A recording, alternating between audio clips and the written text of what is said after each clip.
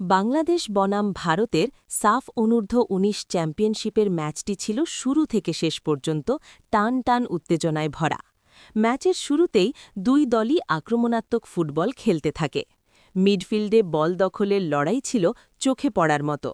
বাংলাদেশ কয়েকটি ভালো আক্রমণ তৈরি করলেও ভারতের ডিফেন্স ছিল বেশ শক্ত।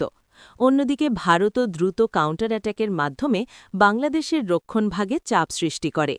প্রথমার্ধে দুই দলই একাধিক সুযোগ পেলেও ফিনিশিংয়ের অভাবে গোলের দেখা পায়নি কেউই। দ্বিতীয়ার্ধে খেলার গতি আরও বেড়ে যায়।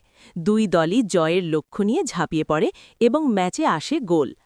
এক দল এগিয়ে যাওয়ার পর অপর দল দ্রুতই ম্যাচে ফিরে আসে, ফলে স্কোর লাইন দাঁড়ায় ১-১। শেষ ১৫-২০ মিনিটে ম্যাচের উত্তেজনা চরমে পৌঁছে যায়। দুই দলই জয়ের জন্য মরিয়া হয়ে একের পর এক আক্রমণ চালায়।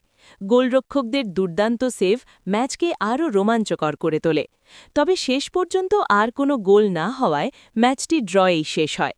এই ফলাফলে দুই দলই একটি করে পয়েন্ট পেলেও পারফরমেন্সে বোঝা গেছে টুর্নামেন্টের পরবর্তী ম্যাচগুলোতে আরও কঠিন প্রতিদ্বন্দ্বিতা অপেক্ষা করছে।